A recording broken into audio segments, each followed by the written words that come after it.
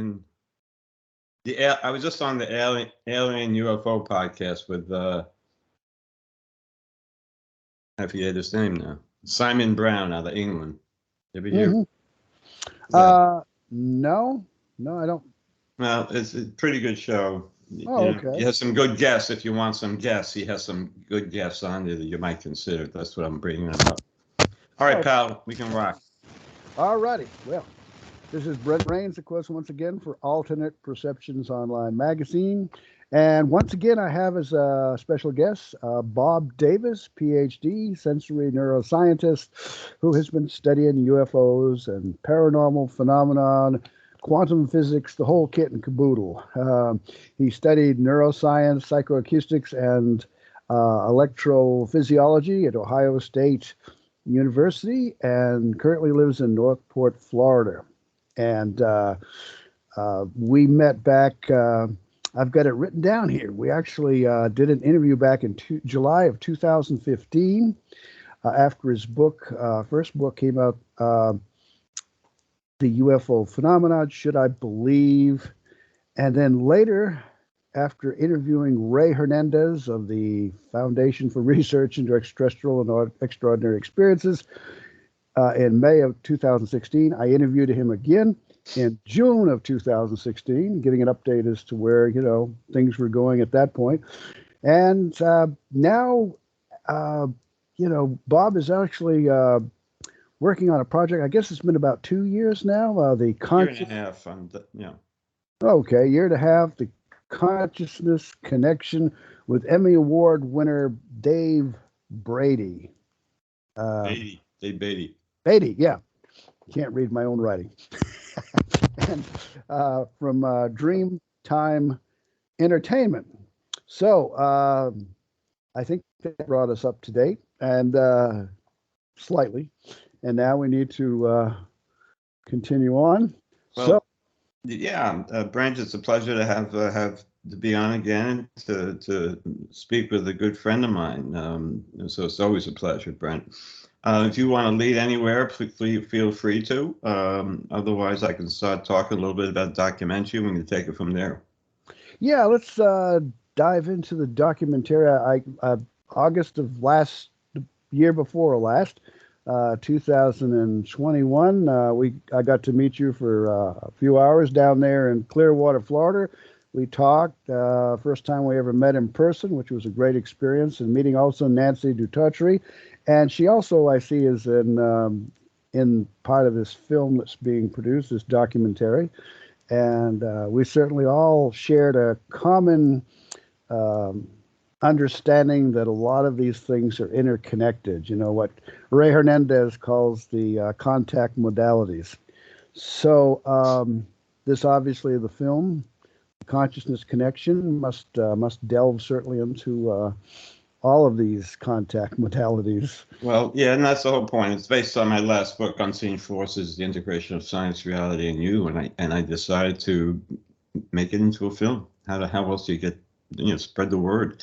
Not many people read books anymore. So the first person I contacted actually was Dave Beaty, Emmy Award winner, as you said, filmmaker with Dreamtime Entertainment in Fort Myers, Florida. Little did I know that he was actually the filmmaker, director, he did it all, producer for The Nimitz Encounter, that well-known documentary, The Tic Tac, which has received over 6 million hits on Netflix. So the journey began. We hooked up. We have leading scientists. We already interviewed Eben Alexander on NDEs, Joe McMonagle, the so-called psychic spy who works for Project Stargate. We're going to interview people, in other words, who look at the study of consciousness and the absurd nature of our reality in all its ways, shapes, and forms. Contact modalities was actually coined long before Ray Hernandez ever mentioned it. It's not unique. We see this written by scholars in the past, not many. But how do you make sense of it? That's beyond possible. But if we can possibly bring in scientists, as portrayed on our website, for the consciousness connection. And the website is consciousnessfilm.info, and my website is bobdavisspeaks.com. We have a collection of people, parapsychologists, neuroscientists, neuropsychiatrists, etc. Former physicians, again, like Eben Alexander. We'll have Dean Radin, Diane Hennessy Powell, Gary Nolan, who's doing a lot of research now with experiencers and brain studies. Will also commit to has also committed to our documentary, and we plan on interviewing him within the next 6 months at his lab at Stanford University. And very interested in doing that. Excuse me, please. Oh, sure. So the point is, we're trying to look at the various disciplines, what's going on now in the study of consciousness, and how that can weave into a better understanding, if at all possible, about the true nature of our reality, and possibly explain not only the certain commonalities among these different trigger events, these different events that cause a spiritual transformative experience that you're well aware of as a member of Free, where we did our study. And we talk about the dichotomy, essentially, between the physical and spiritual reality. It's our hope that we'll try to educate the public about this aspect of consciousness that is probably primary before the physical. And how do you tap into it? Not physically possible, since it's non-physical in nature. And you, as a member of Free, the Dr. Edgar Mitchell Research Foundation, we saw that the UAP phenomenon, if I get off a little bit on the topic, was largely non-physical. Not that it was also physical, but largely 75–80% of the time, people reported a consciousness expansion or interaction with entities of various kinds. We're not going to focus exclusively on that in the documentary at all. We want it to be a very objective, scientific-based perspective by leading scientists, and also bring in like a Gary Nolan, as I mentioned, and a Tom Campbell, who can talk about simulation hypothesis. But Gary Nolan can touch upon the UFOs from those who are experiencers, and those who thus tend to show this enhanced white connectivity in the caudate part of the putamen. And that's a very complex area of the brain. It subserves all functions of the brain. What does that mean? That's certainly speculative. But you knew about that many years ago. I remember you, Brent, mentioning the caudate putamen, back in 2015, when Gary Nolan first began doing his research in that area. So experiencers, the brain, consciousness, the absurdity of what people report, and I certainly don't have to explain that to you or people who are viewing this right now. It's a frustrating process. It's for me as a researcher, where I spent my decades of my life doing neurosensory research, using the research method strictly, and here I am now trying to apply the same kind of principles to something we cannot measure in that way. So it's frustrating from that perspective, because now you have to use primarily non-qualitative research techniques. But how do we get the message out that is the way to go? It's important to look at the physical. We have to study that aspect of kinematic behavior of the UAP without question, and physical abductions when they occur. But that consciousness component, as portrayed in a documentary, which should come out in about another year or so, is what is primary and the focus of our discussion and film. Yeah, it's very important. And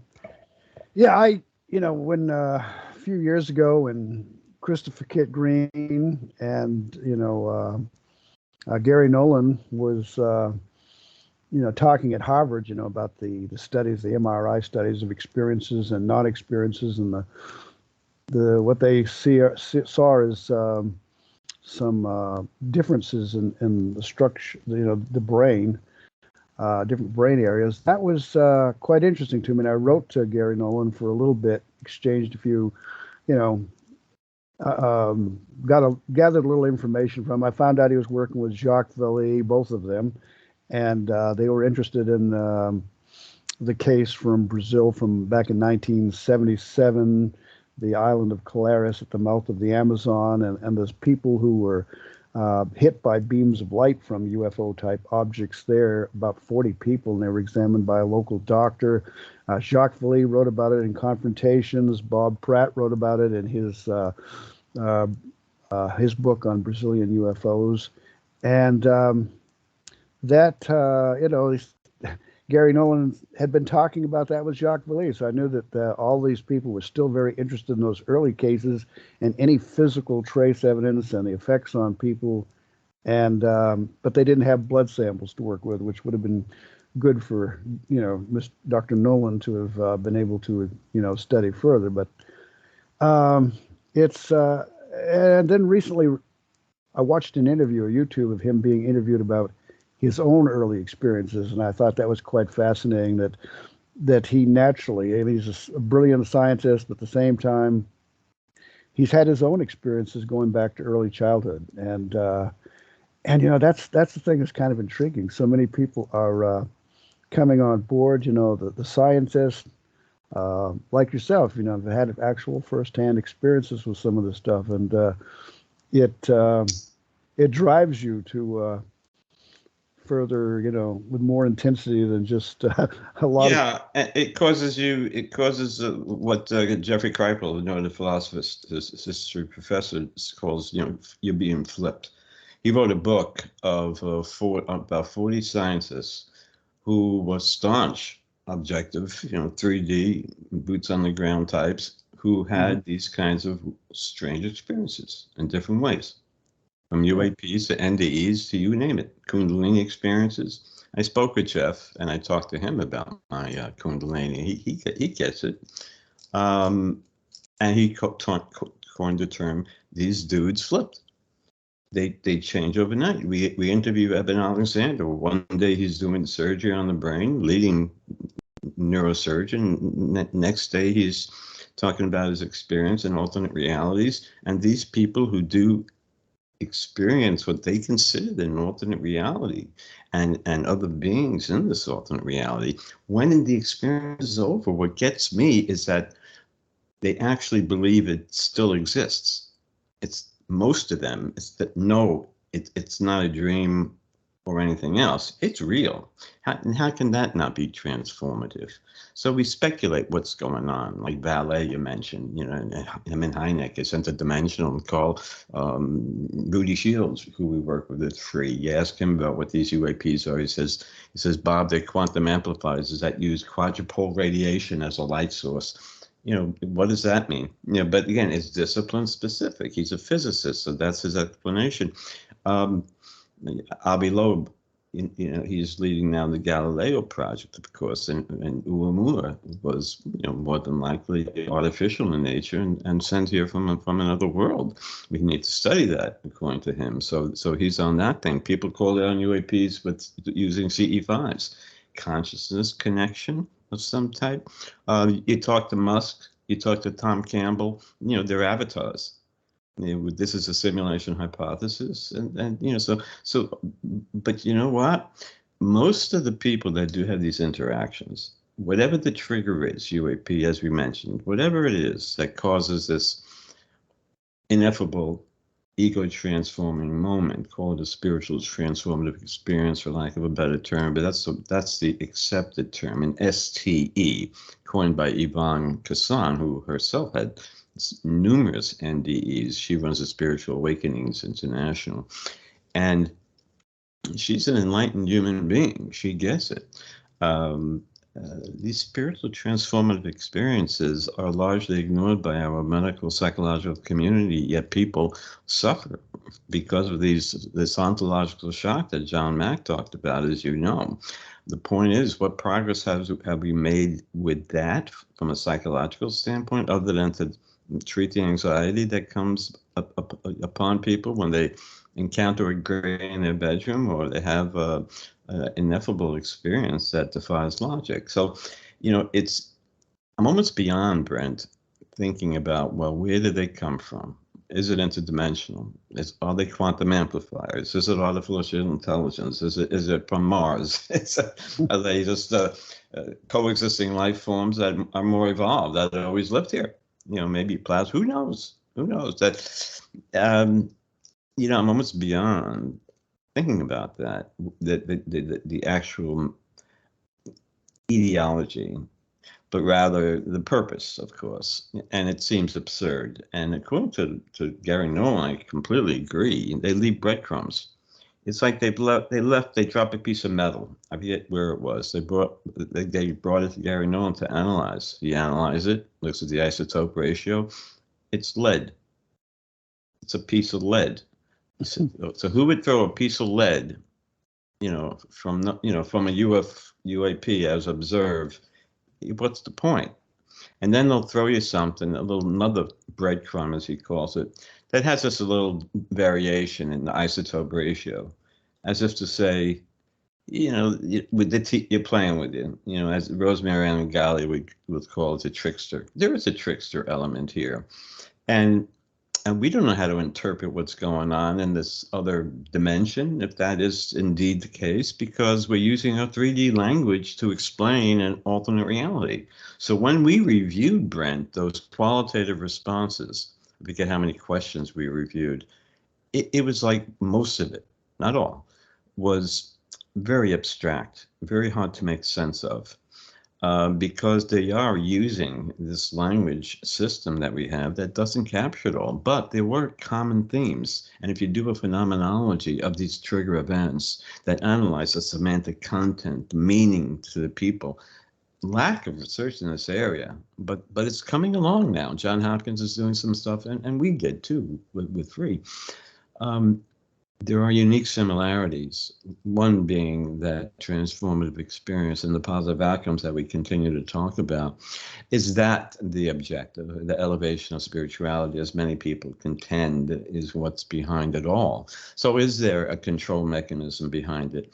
But people like Mack will say, John Mack, the Harvard psychiatrist, as I assume your audience knows, who studied about 350 people who claim to have interacted with these beings, and he was convinced that they knew it was real, and they were going through a shock, and it wasn't religious based, and they were sane individuals, and he was convinced. In fact, I just spoke with Karen Austin. She's the director of the John Mack Institute, who lived with the Macks for many years as a friend, business manager, even after his death. And she wants to work on our documentary and with others, trying to promote, again, what Mack's objective was, trying to make the scientific community, if not just the psychological community, aware of the phenomenon and how to better deal with it. Because people don't know who to turn to, of course, when they have these kinds of spiritual transformative experiences, which lead to spiritual emergencies. So what it's a dichotomy. Between the physical, the gimbal object, okay, it goes greater than Mach 60, 1500 G-forces, more than that. Kenneth Knuth analyzed that just recently from the breakthrough technologies of the gimbal video. Well, you know what? There was a physicist, Oberth, his name was, I think. He also came up with that same number back in the 50s or 60s. In measuring a UAP at the time, greater than 60 Mach. What do you make of that? So, where we come, in other words, in terms of understanding the physical nature of it, whereby, and we're not allowed to know, because if we, not only do we not have the technology, knowledge, we're scratching the surface using bare skin still. And people are wondering what's going on, of course. So we do get caught up in it, and it's hard to let it go once the cork is out of the bottle. But we see now, of course, the DIA and the Navy and DOD all looking at it more seriously. But this was done a long time ago in various ways. Yeah. and we've gotten nowhere in decades, and I don't think we'll have some revelations of some type, but nothing of a disclosure that we're looking for. Like, here are the alien bodies, here's a craft. But there were dark projects going on that are still going on. I know that. But, I ascribe to Valle's model. I just can't help it when he talked about it way back when. We saw evidence of that. The 6-layer model that in the paper that he came up with Eric Davis. These beings initiate communications, and it's telepathic.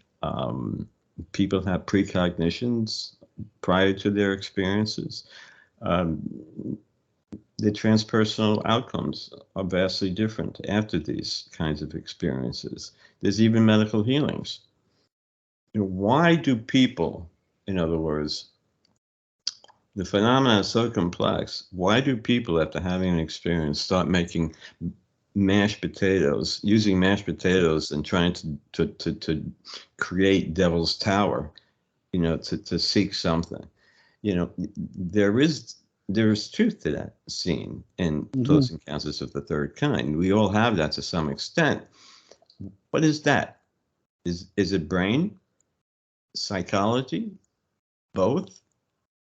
A message? We know the truth. There's that internal knowledge of the truth, and yet it's elusive.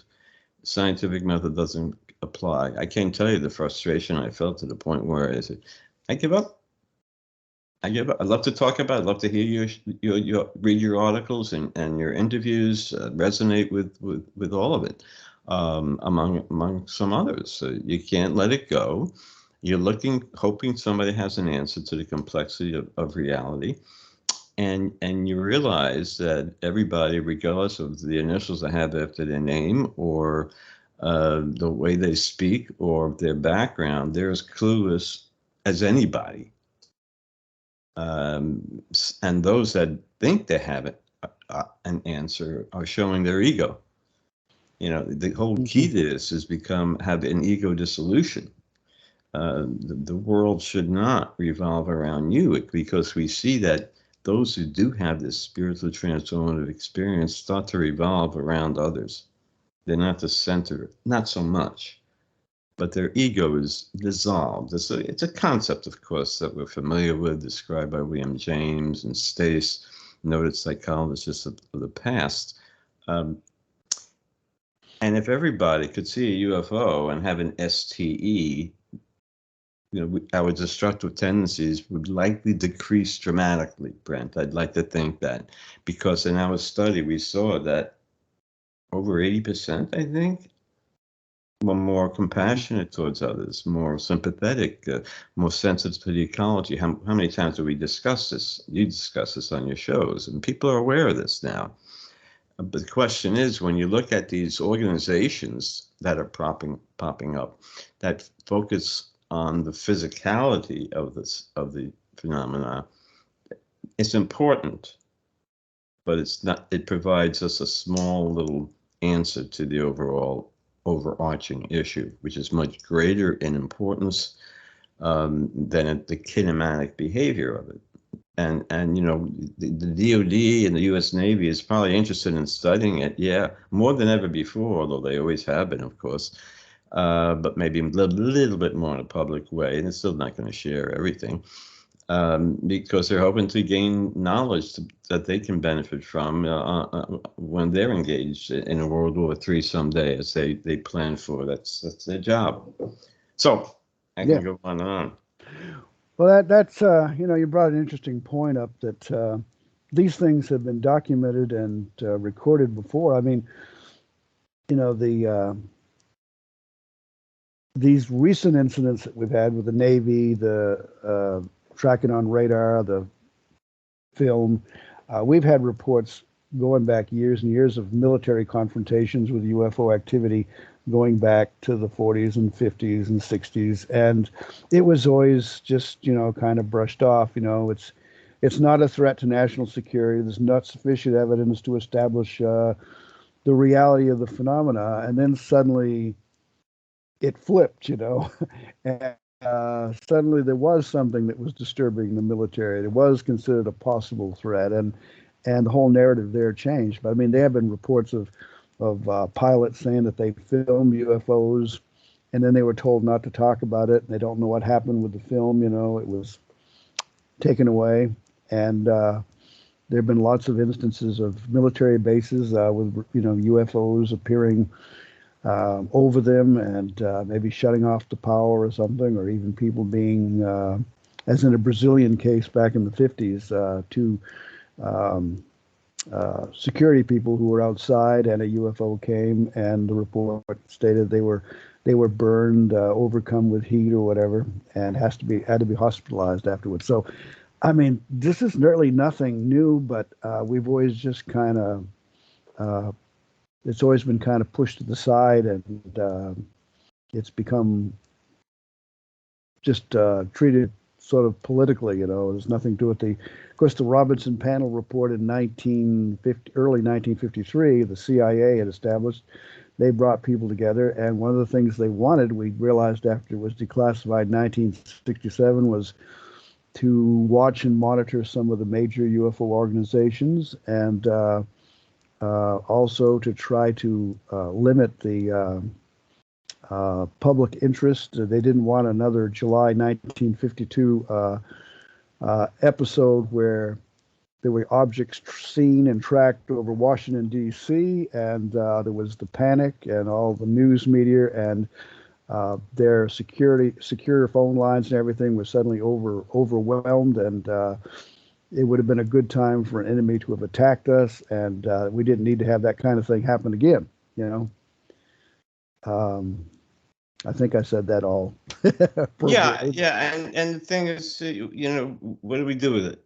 They know it's real. They spoke to enough pilots, military personnel, people who saw the orange glowing orb off of the Ronald, the USS Nimitz, Kearsarge, the other naval vessels, by many personnel on board that have gone now on public record describing the incident, and people at all levels. And it goes back to maybe what really turned me on more than anything, when I once heard an interview with Gordon Cooper, an astronaut in the Mercury, one of the 8 Mercury astronauts. Yeah. When he said he was at, I believe, White Sands Air Force Base, he saw UFO land and beings associated with the craft. He took video of it. It was taken away, and he says, not surprisingly, he was never seen from again. This is a video that you can look at on YouTube. And he also talked about pursuing UAPs in the airplanes, the latest airplanes at the time, which I think was I forget when, early 60s or late 50s. And they were toying with us, of course. And he's convinced, but you think it's just one? No. This is known for how many decades? Washington, D.C. event in 52 is quite unique. Many are unique, but, I just can't dissect them anymore. We still do. In fact, I was reading an article this morning. Jacques Vallée's book, Trinity, talks about that event you mentioned. But it was in 45. Was it in 1945, you said? Mm-hmm. Yeah. Well, in the law, the newly amendment to the UAP congressional investigation incorporated the dates that began in 1947 as a starting point to analyze reports. So since that event occurred in 45, Jacques Vallée, according to this article, said that that incident resulted in congressional members, especially Christopher Mellon, adjusting the starting point of their analysis from 47 to 45 to include his incident into the analysis. They want to uncover that smoking gun. And, Brent, maybe there is one. Maybe there is. And if there is one, it'll be on national news that night. I commend Mellon. I commend many people who are making the effort to bring this out in the open, and it's really an internal fight, I'm sure, among many who do want it out and getting stymied in the process, like former presidents, of course, Clinton and others, Reagan, Jimmy Carter. Some experiences in terms of UFOs, like Jimmy Carter, and they contend afterwards, who knows if it's true, that they tried to find the truth and they were blocked. So the president can't get to it. Will the congressional subcommittee or whatever, law enacted or not, be effective in revealing all what's known from all unacknowledged access programs that have looked at the UAP? And probably most of what they've learned about the phenomenon is by infiltration. No names mentioned, people, warming up to people in free and other kinds of groups and organizations that are looking at the phenomenon, not with malintent. They want to learn and how best to learn. And we know, it's been said by many before, how best to understand the phenomena by other than studying those who experience it. We get that. The problem is, it's so hard to do. We don't have the psychologists and sociologists and other academicians and the soft scientists to analyze in a qualitative fashion as best as possible what these people are really experiencing, the essence of it, Brent. And that's the key. My major point is just that, how to understand that experience on a subjective, deep subjective level, how it transformed them, how people in their immediate environment, their loved ones, also perceive changes in them. Studies need to be done by third-party people, so that get reinforcement or not.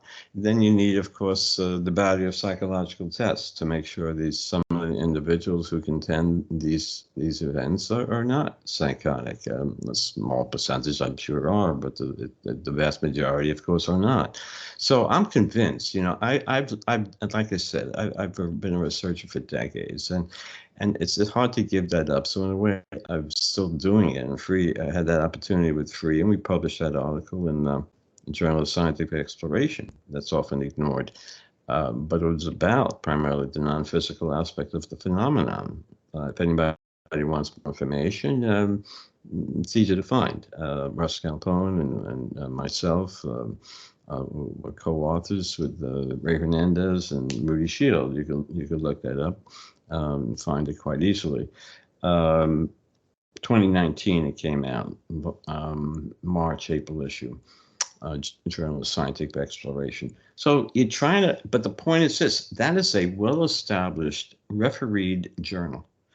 I had to make major modifications to it after the first review, and the questions they asked convinced me that these people know what they're talking about, because I know research. I taught research at the graduate level at college, and I knew this is a hard one to get published. The fact that it was published in there validates the research by Free, despite the fact that it's not often, like criticized by some, and all surveys have limitations. All surveys have major limitations. That's the unique inherent weakness of a survey. But when we have 3,200 people in our population sample, you get some strong suggestive evidence that there is certainly something that is quite astonishing that's occurring to the vast majority of these people that can't be made up. That tells me as a researcher that there's more evidence here for the paranormal, whatever you want to call it. That whole shebang that we talk about, that you write about feverishly on a monthly basis for many years in your Alternate Perceptions magazine, which I love. I forget my point. But the thing is,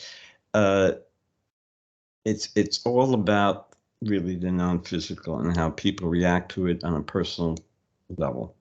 And until we truly understand the essence of the experience and why they're different, what is about their psychology that was altered, and how to help them, again, as I said before, as best as possible. after their ontological shock. So how do you do research here? But the common message is of oneness and love, right? Energy beings, divine entities are interacted with, grays too, when they have these different types of trigger events, UAPs especially, different entities associated with different trigger events. You do DMT, you're more likely to see machine elves and clowns, but you'll also see other interdimensional beings of various types. I have never done it. I wouldn't. If you interact with UFO, you're more likely to see a typical gray, small, large, but also an energy being.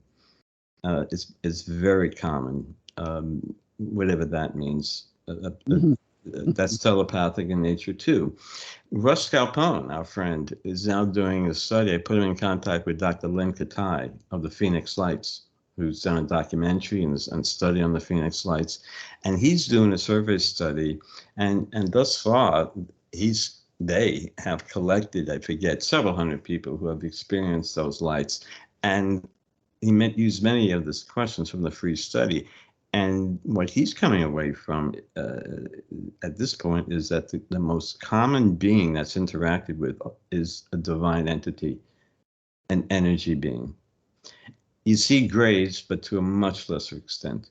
In fact, of the Phoenix Lights, he's saying that most of the reports by the people who responded to the Phoenix Lights survey weren't about the Phoenix Lights. Their experiences, their interactions, in other words, on a consciousness-based level, was from many instances or events of the past.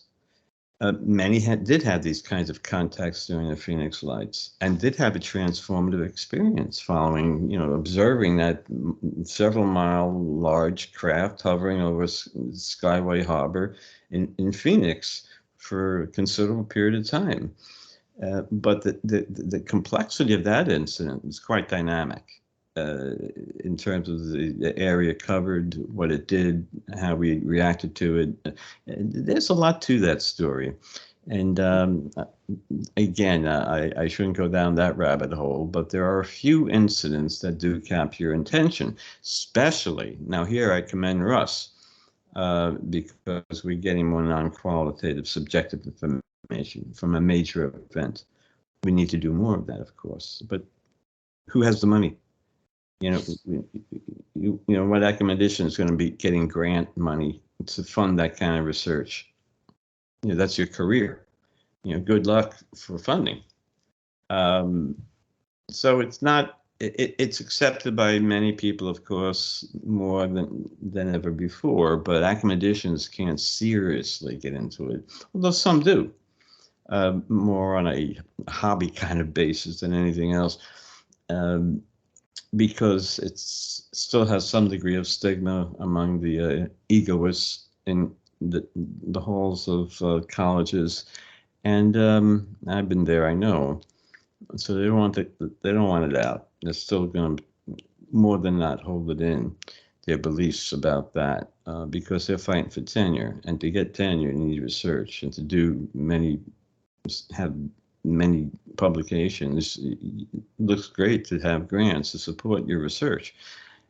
And here again, they're impeded by lack of granting agencies to fund work in UAPs. You got to go to Bob Bigelow if you want to do research, in these different areas, alternative areas of science, which should be more accepted than anything else. Nevertheless. Well, that's interesting. I understand during the Hudson Valley reports back in the 1980s that Bud Hopkins felt that many of the people who were seeing these things, and if a beam of light was shined down upon them, he felt they probably were abducted. And Dr. Hynek objected. He says, let's not necessarily pursue that line of thinking. Let's just stick with what we know, that something's seen, and let's not run in there and do regressive hypnosis and see if we got an abduction that comes out of it. But by the same token, though, it would have been certainly worthwhile to have gathered all the conscious testimony and see where their life, like you're talking with the Phoenix Lights, what evolved from those encounters. And Hynek also, I was told, made the point of, by the way, where are the hangars for these giant craft that people are seeing? Where do they go after they've flown around the highways and drawn all this attention? What happens to them? You know, is there a huge underground complex or a mountain base or something? Like, you know, they've got to go somewhere. Well, yeah, then that's and to Bob Lazar's home to do repair. Well, that's just it. I don't I'm done making sense of it, you know. But when you have these, you know, when I had my first experience when in Sedona, Arizona, you saw an orange orb, and then I saw another one emerge from it or from behind it, and the two stationary ones for a period of time, and I'm looking at it in amazement. So it was an experience that was unusual. Was it luminous plasma? You know, this strong electrostatic medium, the fourth state of matter. It could have been, but unusual. You get a duplicate of another. They don't behave like that. They're usually tendricles coming down, like the Northern Lights, plasma, electromagnetic energy. They can appear in various ways and shapeshift and do weird things. They can be easily mistook for a UAP, of course. Question is, could it be intelligent? Can plasma, fourth state of matter, be intelligent? Because it's a precondition for life. You know, like liquids and, you know, and other states of matter, molecular energy and cellular structures, organic life, inorganic life. There's many physical aspects of our world that suggest that plasma may have some degree of intelligence and may be behind some of the UAP. And I say this because two physicists very quickly, Harvey Rutledge back in the 80s, studied plasma in I forget where, Kansas and Nebraska. Missouri. Missouri, yeah, you know about it. And he came away from his study of it and saying how that there's some intelligence behind it. It's interactive. Then you have the Massimo Teodomiri, who studied the Hasdallan lights for many years. He's a heavy-duty astrophysicist, and he didn't know Rutledge. And guess what? He came away eventually with that same conclusion, mentioning that there's synchronicities associated with them, paranormal-like activity, and that's interesting. Now, it's only 2 data points, you know, but why do they talk about this heightened awareness, synchronistic activity, paranormal sounds and lights? And how can they come to those two same conclusions? Two smart people like that. So, you know, David Bohm said that you put electrons in plasma and it starts to behave as if it's part of a larger interconnected whole. You know, that's like the intricate, you know, theory that he came up with, and it's supportive of this. So, you know, is it a form of life that we don't understand, and can it in some way be intelligent or very intelligent, you know, or not? And that's my question. I base that simply on some data from Russian physicists, plasma physicists, who say the same thing as David Bohm. They see evidence of life in plasma. And there's a lot of research going on there. Where it goes, I don't know. I'm not saying UAP is plasma. They may be using some plasma-based energy in some way, as it may be a shield. I don't know. But it's something to consider.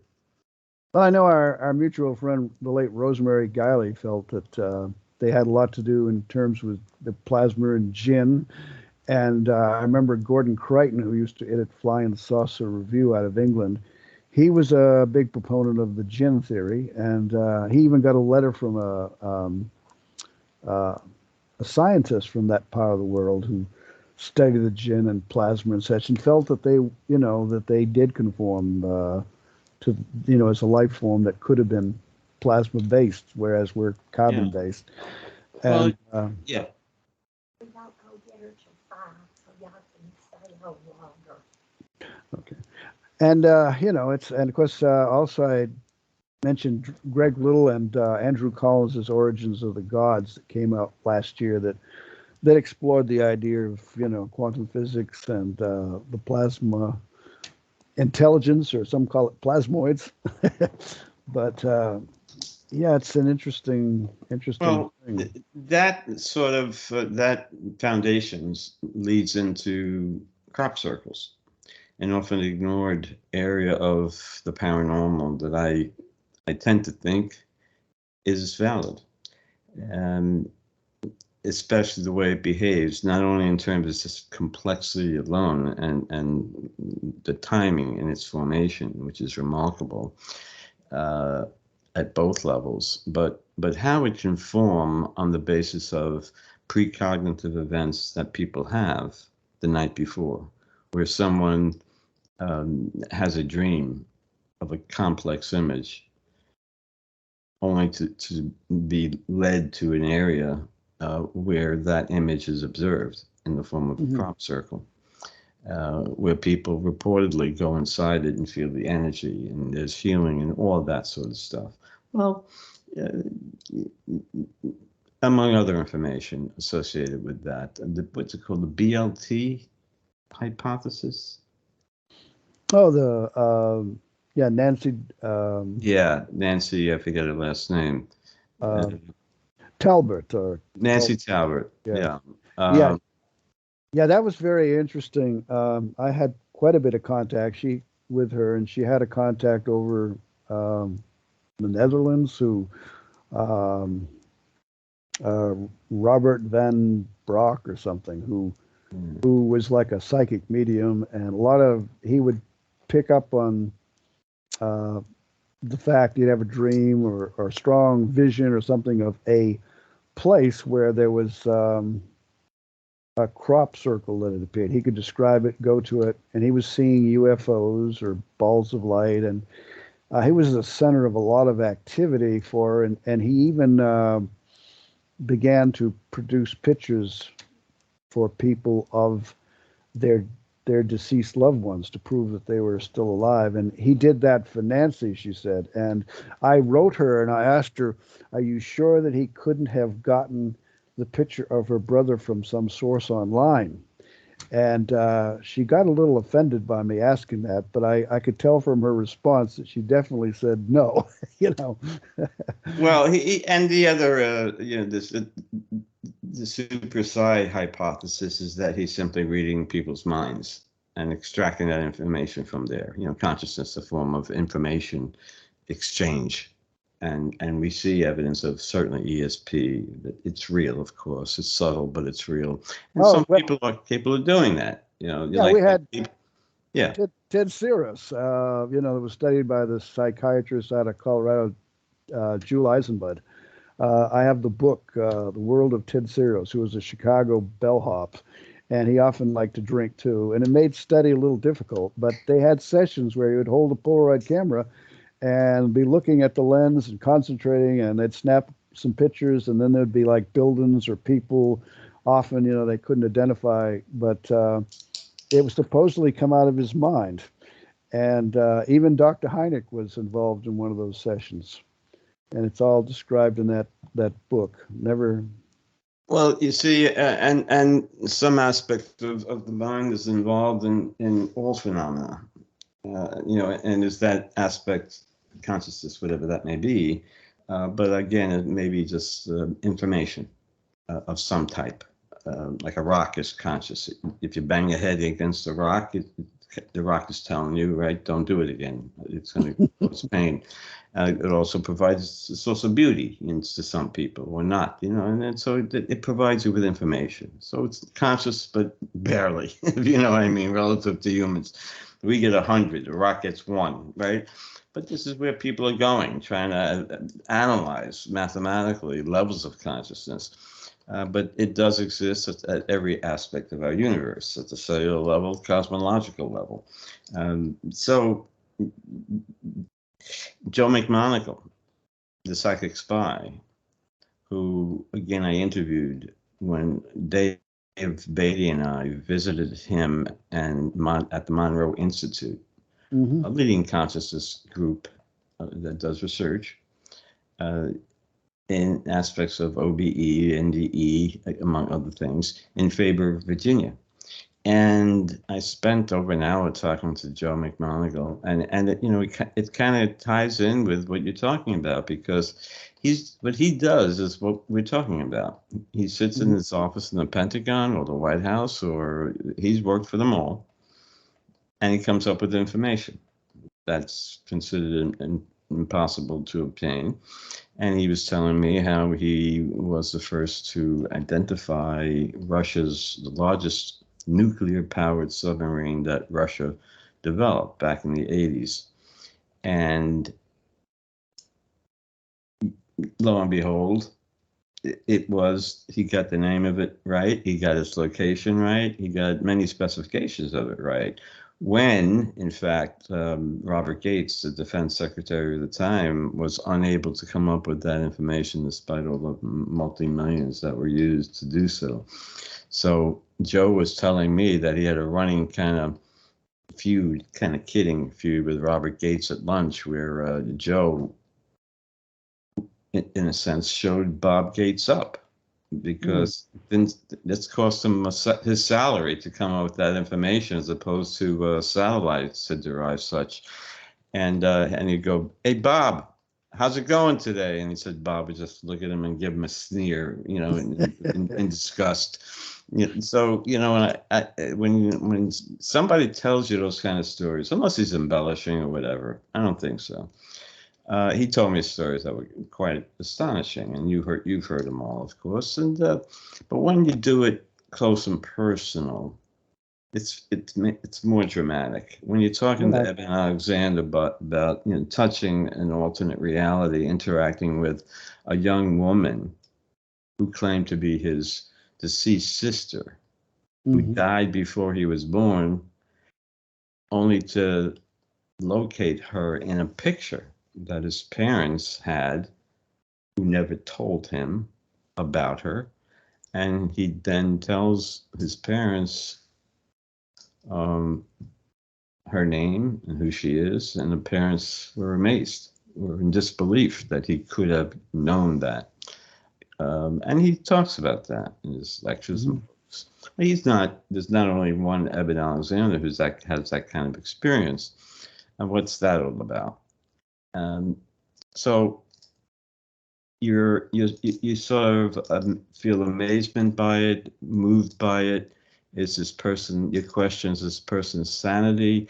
When you hear something like that, I don't, in his case, but others, you get numerous reactions from all people in different ways, based on their personality, the level of understanding about this topic, and everything else. It's complicated, and that's the same is true with UAPs. But he has such conviction in the essence of the validity of the experience. You know this, Brent, by talking to people who have these kinds of experiences. They're not afraid of death anymore, of course, but you feel. He said he's so changed by the experience that it's remarkable. And 70% of people who have NDEs wind up having a divorce within 7 years following their NDE. Again, that spiritual transformative experience. They're changed. That's remarkably high, even relative to the normally high, divorce rate. So, what is that all about? And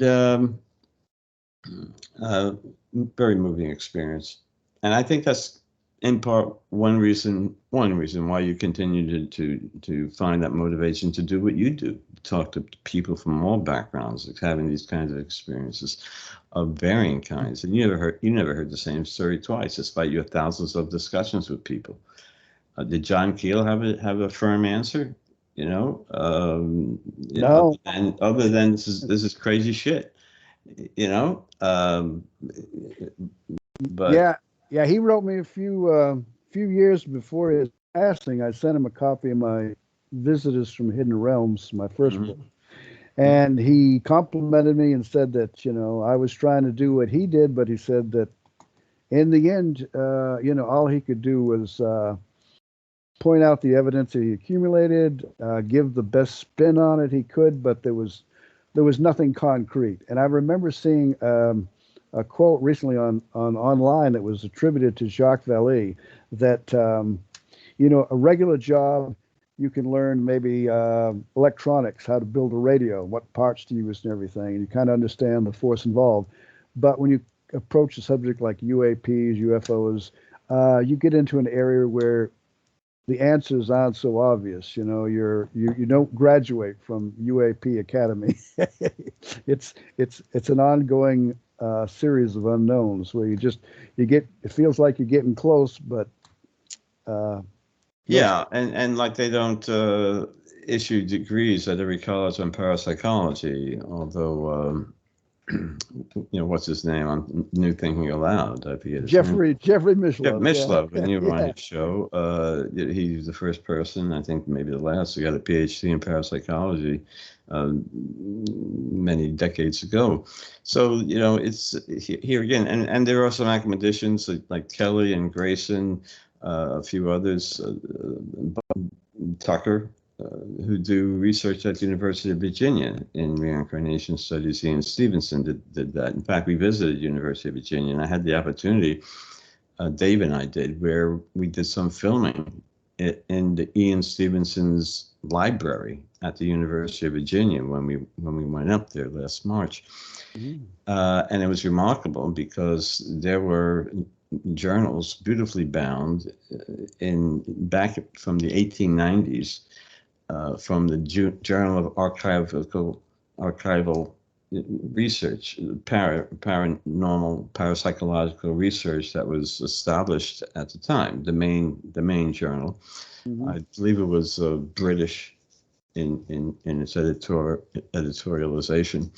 But there it was, 1894, and I'm reading this. And then he had swords that were beautifully framed, and those swords represented to Ian Stevenson what he considered to be the best evidence for reincarnation, because according to the evidence that he obtained in many children who described their prior life experiences, that could say that they were killed by a sword, in this location and exited here. He noticed birthmarks that specifically related to the entry and exit wounds. So he portrayed those swords that were associated with the story, among other items. So it was very interesting, and had all the books on matters that we're addressing in there. So I could have spent many days in there, and I hope to attend the IANS, International Association for Near-Death Studies, a conference. It's going to be in Arlington, Virginia. I think it's in September. And Jeff Long, an oncologist, is going to be in our documentary, and who's a leading researcher and creator of the Near-Death Experiencer Research Foundation.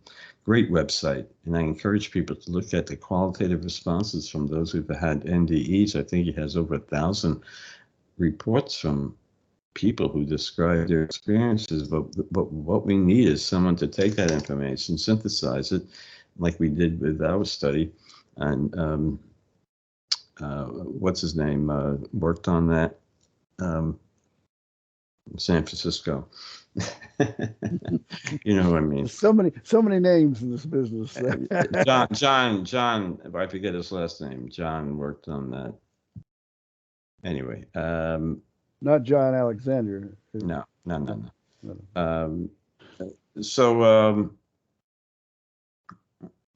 forget what it was. A little punchy late in the day, but go ahead. What's your next question? Oh well, okay. I didn't have a question necessarily. I just sort of going with the flow with you on this, but Well, where was I? Just remind me where I was. so I was kind of thinking about, you're talking about going back to the 1800s, the parapsychological data of Ian Yeah. Stevenson, and I was thinking, there's just so much that falls beneath the broad umbrella of the paranormal. And there's a Dr. Jack Hunter over in Wales who I interviewed a while back. He's created a journal back in 2010 called Paraanthropology. And he's got a lot of things dealing with apparitions, with UFOs, the whole kit and caboodle. And there's some that believe that anthropology is really the people who really need to get in this. But instead of just always assuming that they understand it's built upon delusions or hallucinations and incorporated into folk beliefs and stuff, that maybe there's actually, so he's taken the approach of actually attending seances and things and experiencing firsthand phenomena, and I've always advocated for anthropologists to get involved. I've known several over time, especially cultural anthropologists, because it's their study of cultures and people. And how they develop their viewpoints and beliefs and attitudes and such. And they should be looking at this population of experiences from their unique professional perspective and trying to make sense, much like the linguists in that movie who tried to decipher the communication of, I forget the name, I always forget the name of that movie, but Arrival. Yeah, we don't need necessarily need the hardcore scientists, physical in nature. We need that, yes, but more the soft scientists and non-scientists, people who just have a great interest and are just very smart, open-minded people who are willing to work hard, like you. And that's what we need, more the public involvement. Problem is, we lack sufficient funds in many cases. Oh, yeah. So it's not easy, certainly, to do research. Yeah, Free gave me that opportunity, which I'm grateful for. I have nothing to do with members of them other than Russ Galpone and yourself, and I'm very, very grateful to those I've worked with. That study here again, we worked for many, for 2 years I was on that, and it was a major involvement, and it worked out very successfully. It morphed into Consciousness and Contact Research Institute, which I'm not on. I'm not sure what they're doing, but the concept is applaudable. There is more than just the physical, and what that is, we can only speculate. Right. It's and it's nothing new. I mean, even the Bible and all kinds of other ancient writings and so on, going back centuries and centuries, not just the 1800s, but further on back. And Jacques Vallée and John Keel considered the events at Fatima, Portugal, back in 1915 to 1917 as being some of the best UFO type events, although it's formed around religion, the Catholic religion.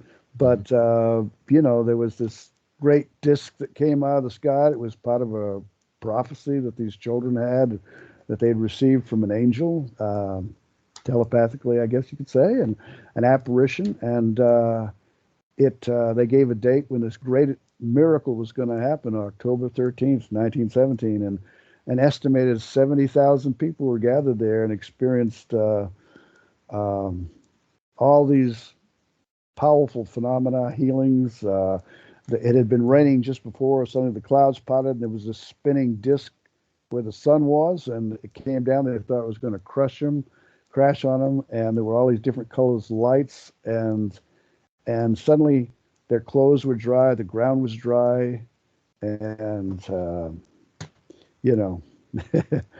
and yeah.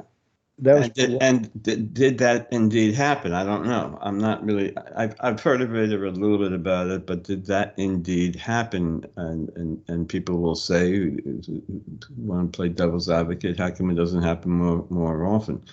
How come I don't get a medical healing from a UAP, as many people claim?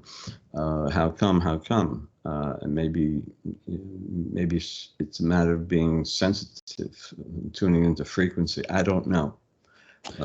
Yeah, and Yeah.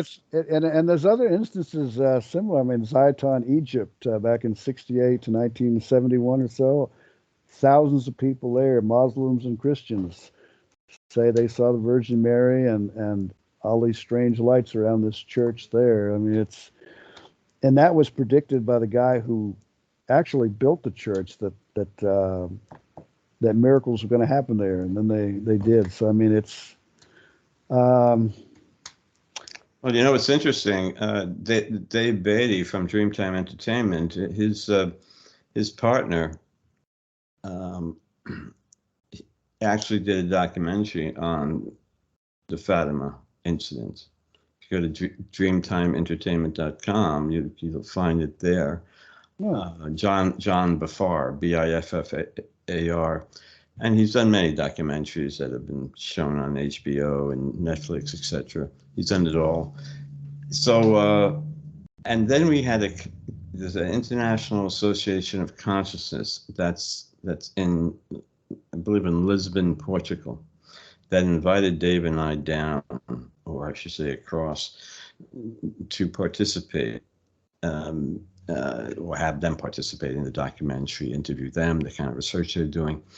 And we were seriously considering going down to Fatima, which is a few hours from their location.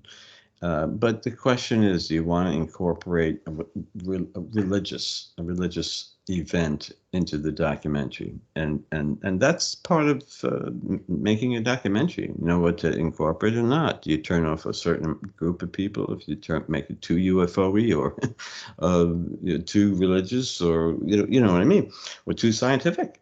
And how do you balance entertainment and information? That's entertaining. And that's more where Dave comes in as a creative talent. I don't have much creativity. It's in that way. Trying to learn, but it's hard with the more advancing years, and you I think can relate to that. I will mention that there were two Portuguese authors who delved into this quite extensive, and they wrote a number of books. One was called Celestial Secrets, I think, and they actually some years back, a few decades back, got to interview one of the children who was still living and who hadn't become a nun, and she had children of her own. She lived a good, and she described the being and such, and the mysterious lights, and they believed it was actually not a religious phenomenon, but a alien visitation. The authors, I mean, that's pretty much what they were saying, that there were some things about the being that the children saw that wasn't exactly what the church would found acceptable. I think.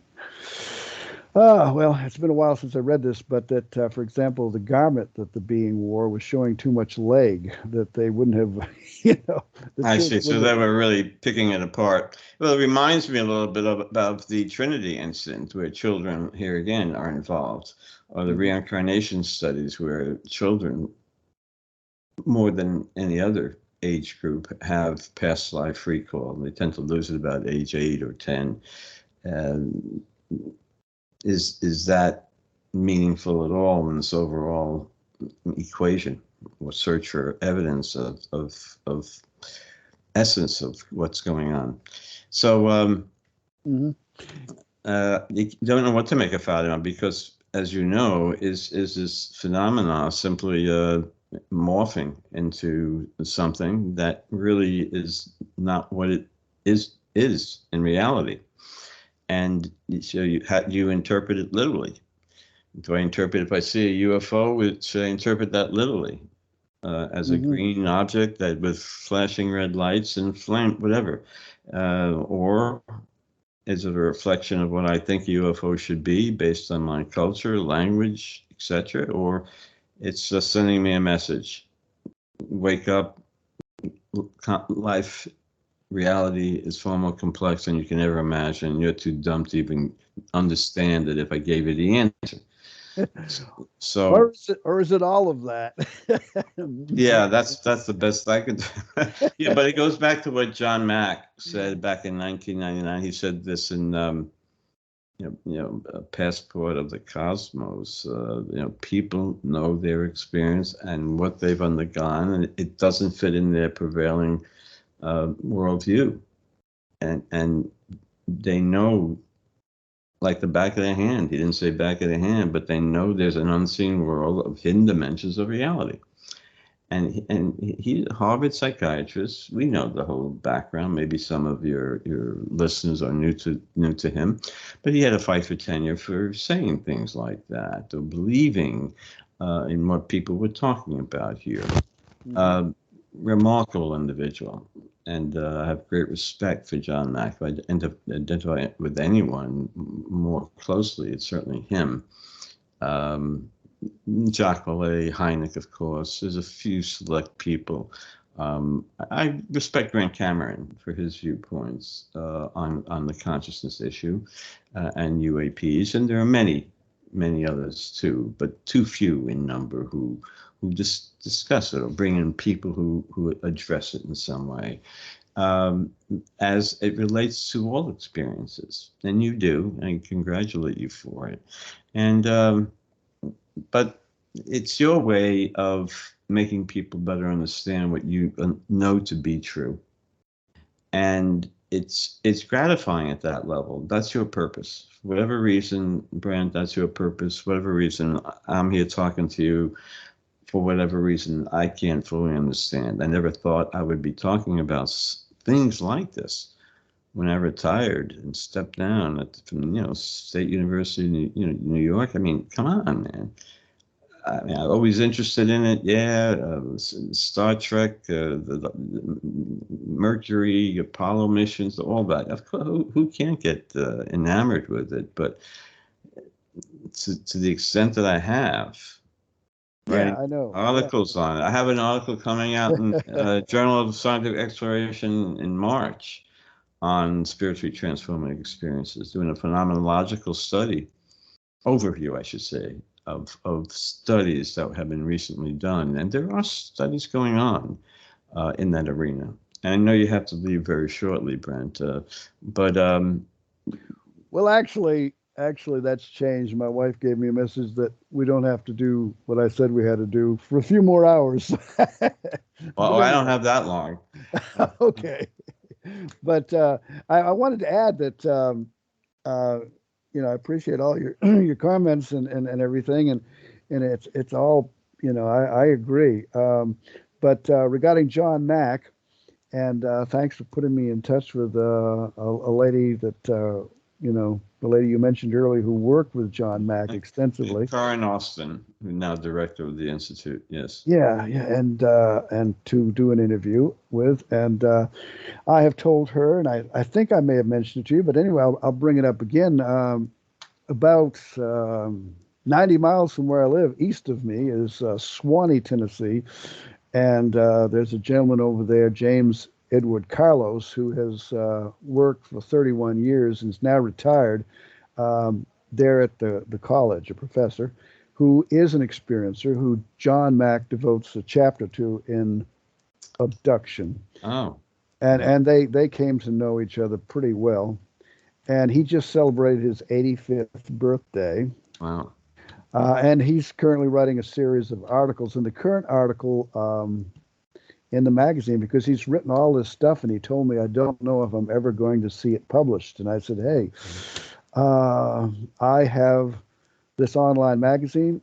We can take all these essays if you want, put them in there, and then later on, you or your family, if you want, can take those essays. But he said something about one time, I think he had like over 2,000 pages, I'll say, and just sitting in, he's a tremendous artist, and he has a studio, and there's a picture of it in his latest article that's in the magazine now, the January issue. And he has experiences going back to childhood. I mean, it's just, and he uses his artwork as therapy and also to kind of recreate the feeling and the sense of what it was about. They're often very religious, spiritual type things, and show the stars and whatnot. And he also does sculptures. Sometimes you walk in the studio and you think it's a person behind you and it's a statue. But anyway, a very interesting guy. And he didn't always agree with John Mack's approach either. In fact, he thought they were going to write a book together, but I think he objected to calling them abductions. He thought they should be called something else. He saw them as more of a spiritual thing. So there you have it. There's Well, so many. yeah. Nevertheless, I actually have to call it an interview shortly, but I in order to make sense of it, I shouldn't say make sense of it because that's impossible. But We have to try.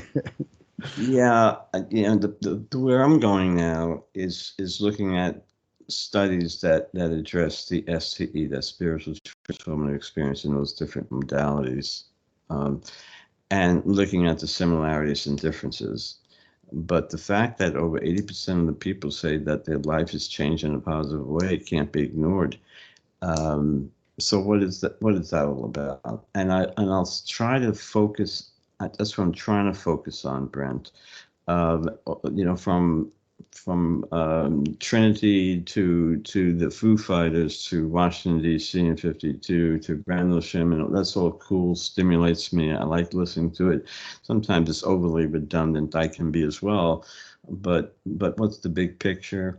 And it seems to be a positive one, the vast majority, although it's a struggle for many, and we need to focus on that. And I say it for the third, fourth time, but this is like, to me, this is so common.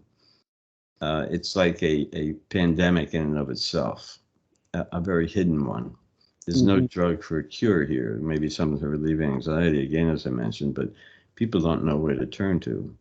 Only in more recent years we're getting a little bit more sensitive about this. So when we talk about these incidents, it's cool, but they're sending us messages too. It's like what Gary Nolan says: these people who have experiences, it runs in families, and that's why he says to me, told me there's a genetic link.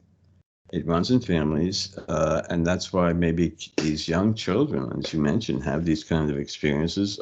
Are they more prone to it because their mother was who had an experience and their grandmother?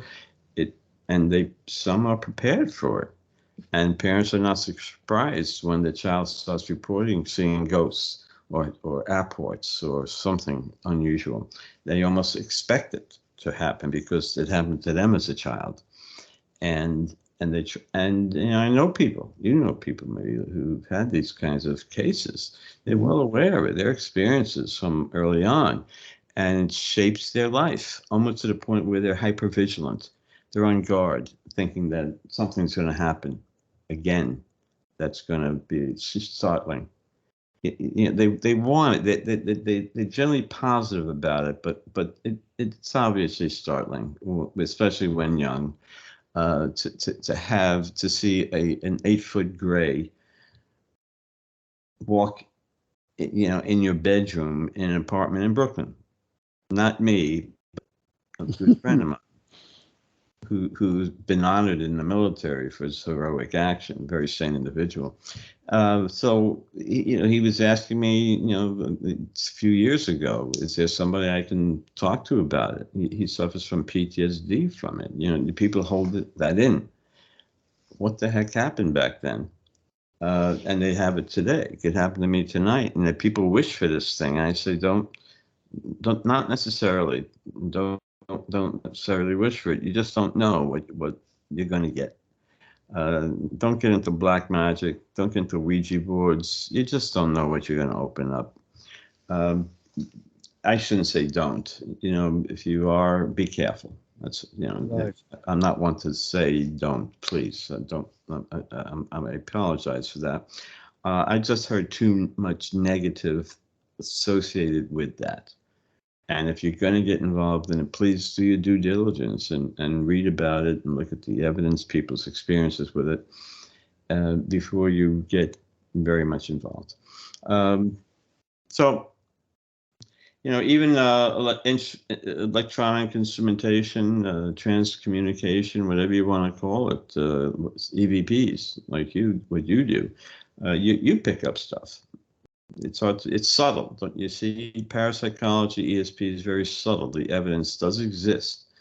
So what you hear, you're not gonna hear, "Hi, it's me, Joe, Schwartz from the other side, and I died in St. Louis in 1932." You're not gonna get anything like that. You're gonna get hints. It's gonna be what word? Buried messages. You got to go. It's finding a needle in the haystack. Something that's repeatable is a good validation. Something that has meaning. Again, repeatable adds to validity of something being real. And I think you got that repeatability. You keep hearing. Yeah, keep some hearing. some of the same names that really stand out, and John Keel, and and it's some of it centers around it's what you're asking for, and then it happens, and like with John Keel, several times of that, and I listened to a lot, I've listened to a lot of AM radio, like driving around the car. Do I ever hear John Keel mentioned on the the AM radio? No, but well, there's an element of synchronicity there, don't you see? And that's I think you interviewed somebody recently, or you posted something on synchronicity, but it's real. Let me give you an example. I have many experiences of it all do with synchronicity. Here's one. My wife is a believer and a non-believer in this all. She's a little fearful of it all, but she's not made for it. Let's put it that way. So this is what happened to us. She sent me a picture. Excuse me, picture of her boat, her cruise liner, pulling into Costa Rica. She was on a cruise with her friends. This is back in April, May this year. 2 minutes after that, I see a license plate. I'm walking around in Punta Gorda, Florida, and I see a license plate on an old car.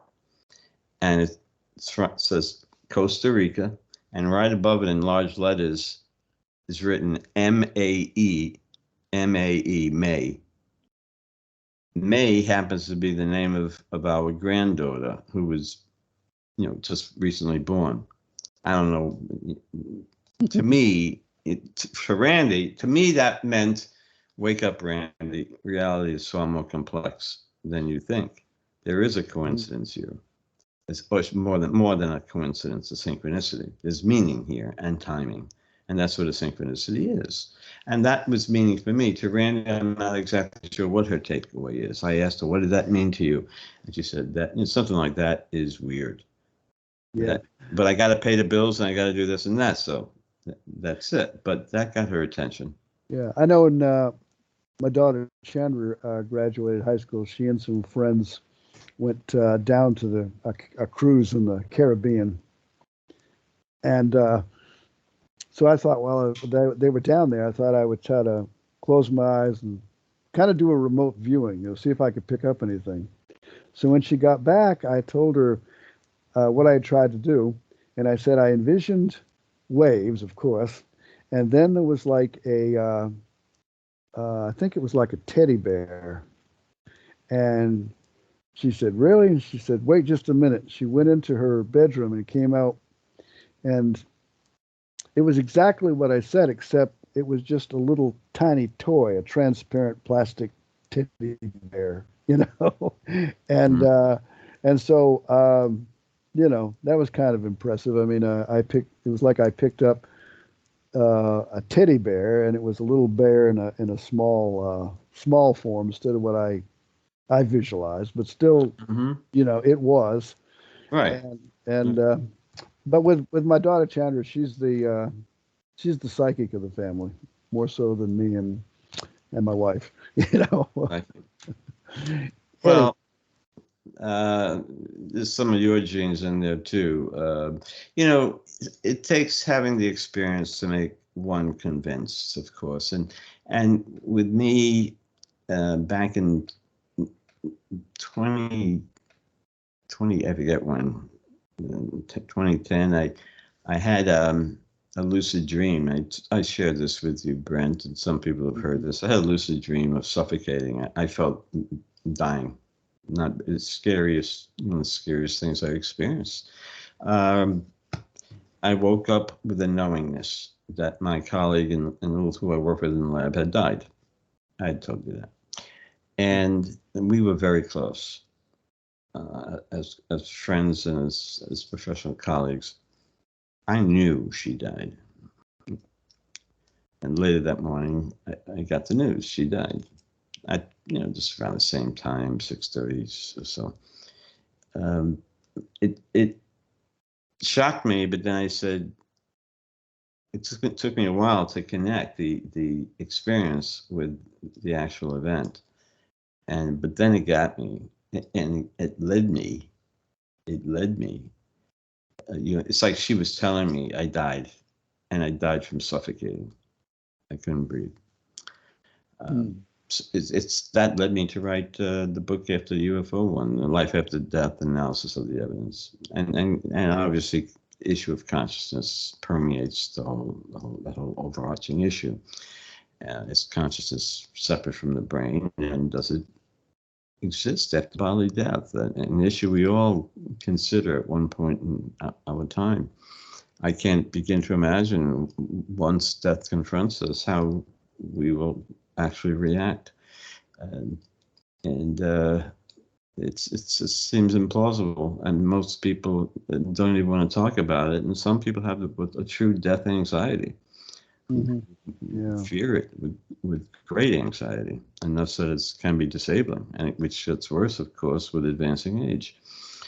And so that's getting off the topic here, of course, but I don't know that we can get off topic, really. yeah. Well, I do have a commitment at 3:15. I don't know. Then we're approaching that time. So Okay. let's talk again, please. Sure. Extend this conversation. Well, okay, sure thing, Bob, and I appreciate the time that you've given here to share your thoughts and views and everything on this vast, complex realm, whatever you want to call it. And I always enjoy connecting with you, and Well, as they say on Ghost Hunters, on to the next. mhm. So you take care of Well, yourself. thank you very much. And if I just may end by saying to people, check out our documentary that Dave Beaty and I are doing at consciousnessfilm.info. If they feel any if they resonate with it and wish to support us, they can certainly feel free to do so. But ask me any questions, subscribe to our website, and that would be great. And thank you for doing that. And again, my website is bobdavisspeaks.com. And please keep in touch, and let's do this again. Oh, no Please. problem there. Thank you so much. Oh, and by the way, is this documentary really going to be just one documentary, or do you think it may end up being like a series? We plan on having a 4-part series, but we'll see. Oh, okay. Do I was one at going a to say, time. with all that's going to be incorporated, it surely couldn't be just one. So Yeah, you can go on with the long series, given the nature of what our discussion was, which I enjoy very much, Brent, always. Thank you. all right, thank you, Bob, myself included, and you take good care. We'll see you later till next time. You will, sir.